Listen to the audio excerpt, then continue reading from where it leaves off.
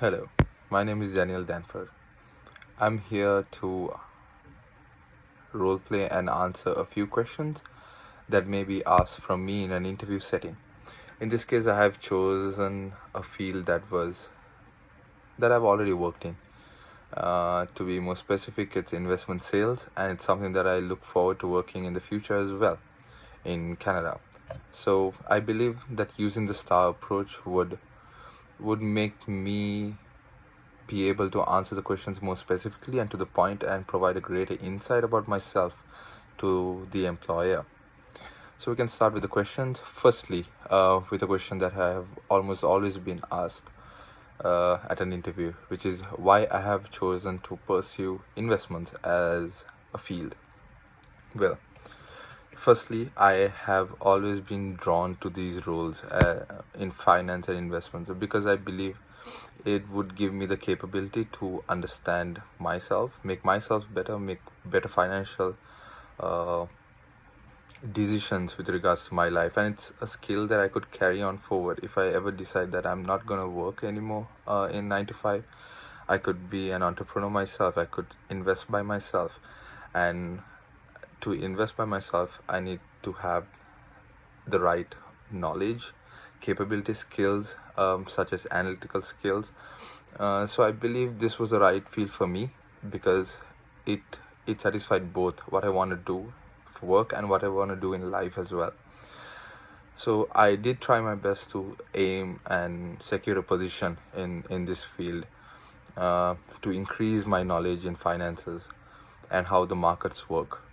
So I did try to get into a few interviews, internships, and so forth. I did also get into a few analytical fields as well. But then I found out that I was drawn to sales more because I was able to also understand and the financial products and how they work, and also make others understand about what these products were and how they work. So I believe it gave me an understanding from both the ends, and as a result, I was able to secure a position. I worked in this particular field in sales, and I received good commissions. My performance was also quite good. I was able to retain about 30 clients and also an additional 20 clients when I used to work for my previous firm, namely T. Rowe Price. Mm, so yeah, that would be how I would answer my first question. And here comes the second question,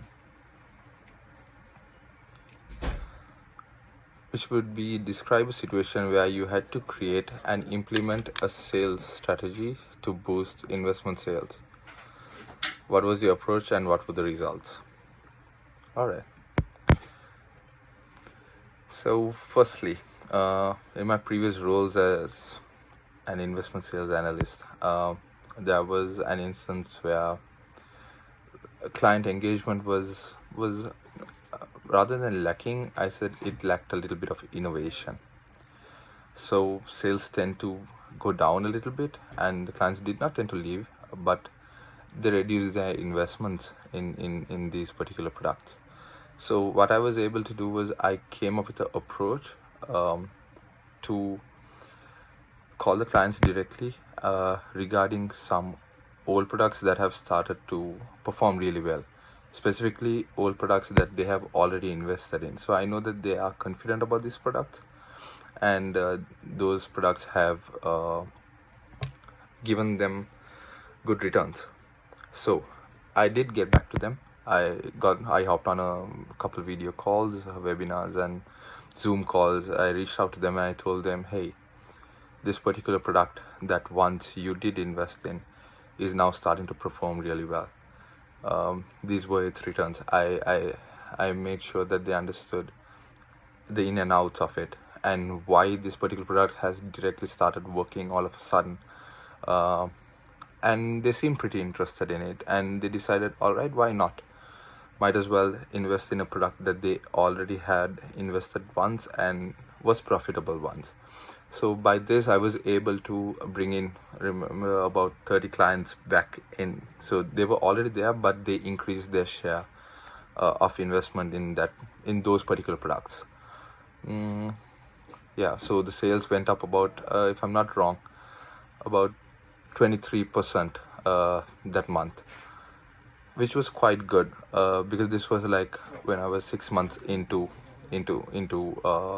this job at Tiro Price as a sales analyst. It did gain a lot of recognition for me, so I'm quite proud of that, which is why I believe that this would be something that is great for me. Yeah, and now let me just look at the next question. So, how do you stay updated on market trends and use this information to provide investment advice to clients? All right. Well, first of all, the importance of staying up to date in this field is because every millisecond the market changes. From the time it's open to the time it closes. It's just that it's constantly moving. And if you're not up to date about, let's say, the S&P 500, it's about 500 companies in there, just in there. And you need to be aware of how these companies work and what new updates. For example, if a CEO has resigned or if someone has been promoted as a CEO, if they've made new decisions for, let's say, 2026, these things can move the market. So it's important that you stay up to date and you're the first to know, because only then you'll be able to make gains with this information. So I believe that staying posted with subscriptions, first of all, to sites like Bloomberg. I used FX, Wall Street Journal. Then there was this thing. It was very important. What was that called? A-Thread.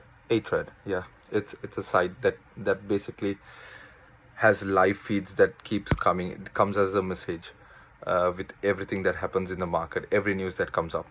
So things like this, I believe, helped me to stay up to date in the market.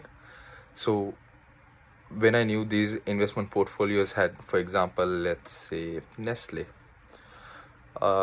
Nestle once had an issue with its African counterpart, where they were dealing back office with, and they decided to end their tenure with Nestle. So as soon as I got this information, I was able to predict that this portfolio, which had about, I think about 10%, 8 to 10% of its weightage on Nestle, was going to underperform because of this decision. They're going to struggle a bit. So I was able to, prior hand, let my clients know, hey, I think it's wise if we just pull out from this product for a little bit. You could, and I did suggest them something else, something more ESG based. And I told them, all right, why don't you invest in this? This is more stable. It's not going to make a lot of profits, but keep it in here just for a bit until we recover that, or until Nestle comes back with this. Like it sorts out its issue and is able to make returns on that particular product. Until then, just invest in this, and once they start performing, I'll ring you back and we can invest back in this. So what happened with this is, it's very rare to trust people in the investment field because everything is unstable.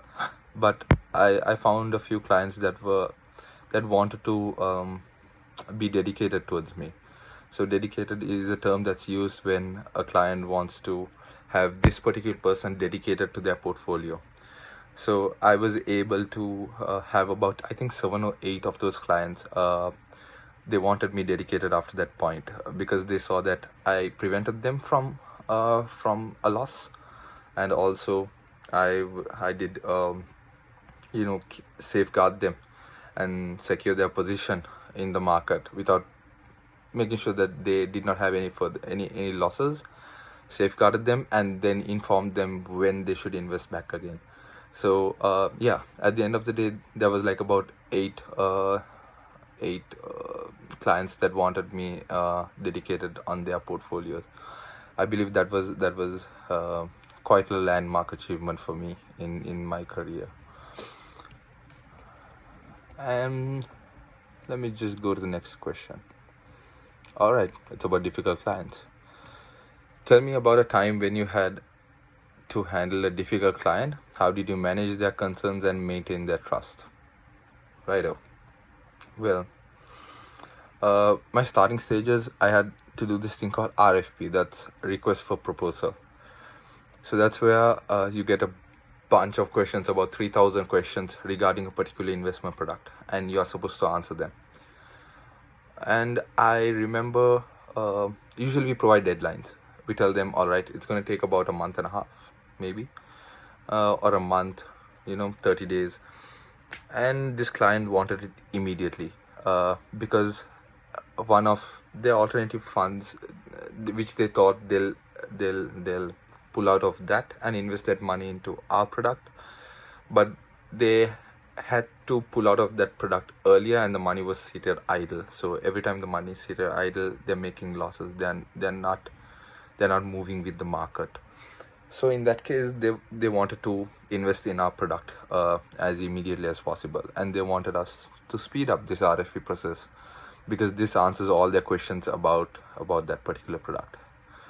And yeah, so he was quite adamant about pushing this through, and they wanted this done as soon as possible.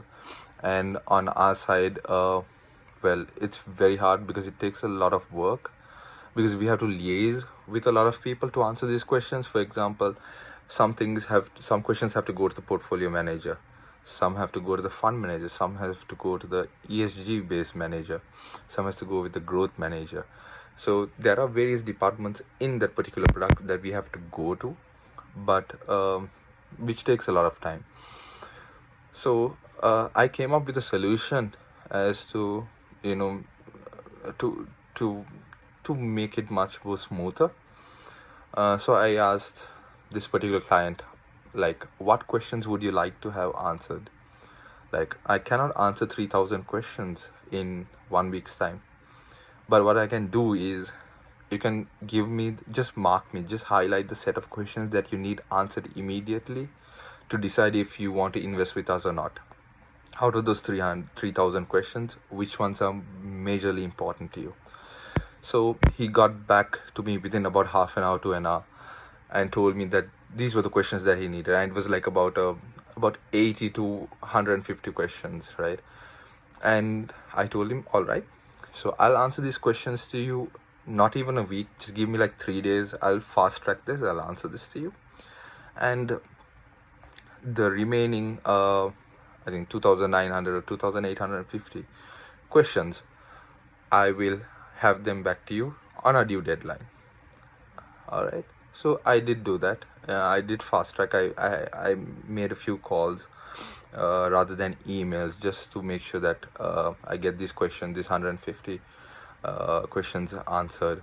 And I got back to the client in 3 days time, and they did invest in our portfolio, and we did also answer the remaining 2,850 questions, and they were quite happy with it, and they really liked how we handled the situation, because understandably they were in a rush as well, because they were going to lose out. And they appreciated that we understood that, and we came up with a way to solve their issues, have not everything what they wanted, but then all the essentials what they wanted within that time period, and they were quite happy with it. And they decided to stick with us. Their investment initially was at about, I think, 30 million USD, and it went up to it passed the 100 million benchmark. They kept investing, and yeah, so that was quite a result. And that was, I think, they ended up being one of our most invested clients at T. Rowe Price. So yeah, that was quite an achievement. That was quite great, and the team was also happy for that. Yeah, so let me just go up then. Well, just to add to that, I think it's important that sometimes you be transparent to them as well. It doesn't mean that you have to be a yes sir and then push the whole team to do 3,000 odd questions and stress out the whole team, leave other teams. Then it becomes a whole lot of mess, because then you start surpassing deadlines with your other projects, So it's good to be transparent, communicate with them, and and come up with something, like identify what they need and come up with solutions, at least temporary solutions that can solve them for the time being. Yeah. All right. This will be my last question. What do you consider to be the most important qualities of an investment salesperson, and how do you demonstrate these in your work? Well, firstly, the skills and qualities, they come with experience, because once you come into this field, it's very new. It's completely different to a salesperson selling a phone or a watch. It's about selling financial products.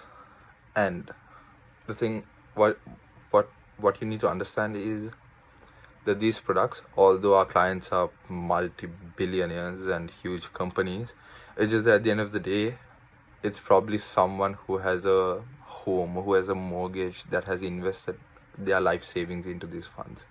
All right. So the first thing that you need is seriousness. You need to understand the seriousness of this position, that wrong decisions that you make might slightly affect these huge companies, but they majorly affect the person at the end of the deal, which is going to be an individual or a student who has invested their savings into this. All right. Secondly, you need to understand time management, because punctuality is very important here. Turning up late or providing the documents late after you're done with your work, they tend to frown on it, even if your work is good, because everything is time based over here. And if you delay things, then they'll have to delay things, and they'll have to delay things. And as these delays happen, that advantage in the market is gone. It's no more. So they've invested all this money, and just because you delayed something, everything after that got delayed, and they weren't able to make a successful outcome out of it. And I think the other one is, well, something that is very close to me, is to be ethical. Sometimes it's easier to push something that is making really good money. It sounds very good. Hey, this thing has a 13% increase in the last quarter, in the last 2 quarters. But then if you dive deep into it, you'll probably see, like 4 years back, they've probably done negative something, right? And it has gone up to this much only because they have invested in probably a chemical factory. But these clients want an ESG, which is a environmental, social, and governance based product. So that means it has to be a good product. It shouldn't affect the environment negatively, and you shouldn't push something like this onto a customer just because it has good profits or it gives me a good commissions. So I believe these 3 things of taking your work seriously, understanding the consequences of it, and then time management, and finally being ethical with your work are very important skills that come to this. I remember I applied this a couple times when once a client from the UK, he actually wanted an ESG based product. This was very new during that time. ESG was just coming up, and I think one of the other sales investment sales advocates has suggested a product that wasn't in the ESG criteria, because I think one of it consisted of a chemical plant that makes not isotopes, it's basically catalysts for these isotopes that are used in radioactive plants. But that is something that is against the ESG guidelines. And since I knew it, and when I met this person, I told him, hey, your portfolio has something like this. Are you okay with it? Is that something that you're happy with? Because it's fine, maybe you want the returns, but if you do not want the returns, and if you want to just have an ESG based product, I can happily remove this and add something else into your portfolio that might give you the same performance as that, but still, your conscience is clear after that point. And they were quite happy with it, because a lot of people don't tend to go through about 80 or 90 of 80 or 90 of their portfolio that might have all of this.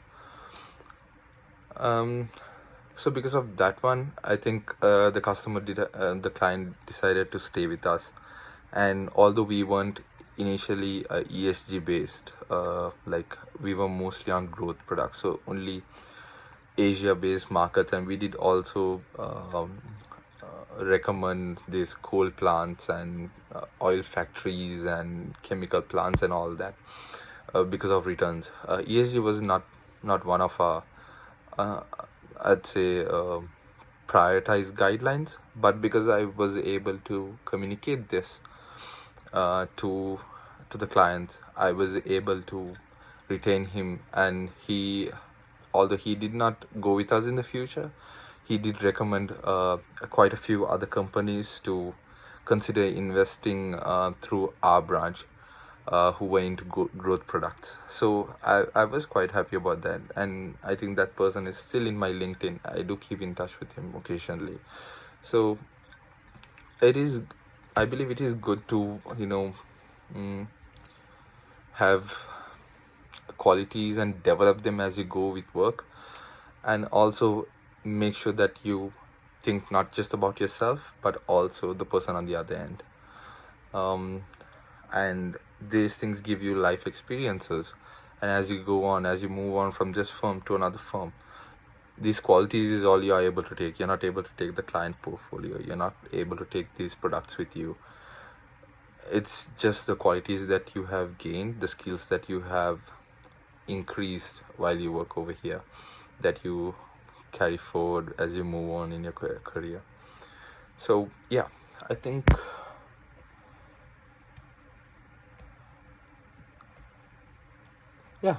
so that'll be my 5 questions for the interview, and I hope that you're happy with that. And I'm gonna reflect on these questions, see where I can improve, tune it up or down a bit, and yeah, that'll be all. Thank you very much. My name is Daniel Danford, and thank you for the opportunity. See ya.